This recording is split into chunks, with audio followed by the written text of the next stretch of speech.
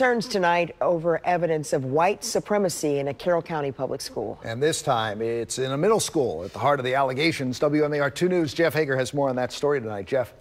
Jamie, the complaints come from a teacher at Oklahoma Road Middle School in Eldersburg that's calling on parents to address their children's bad behavior or else. An ice cream truck blasts its festive music here in front of Oklahoma Road Middle School, but an email sent out to parents provides no cause for celebration.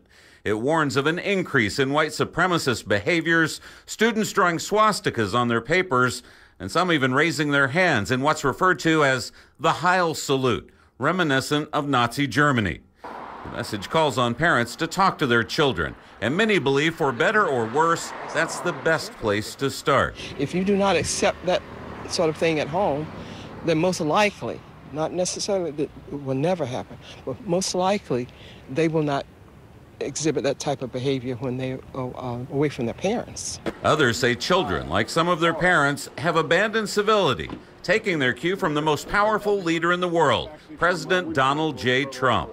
Fearless leader in the White House, and the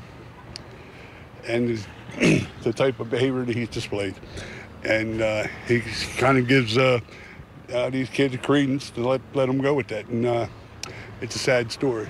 Whatever their story is, the Carroll County School Superintendent Stephen Guthrie already sent a message to all students a few months ago when he banned symbols which could offend others, like the Confederate flag and the Nazi swastika.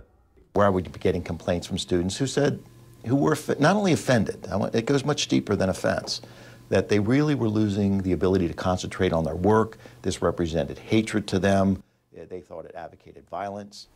In the email, parents also learned some students have already received Saturday school as a consequence for their actions, and repeated offenses could result in their suspension.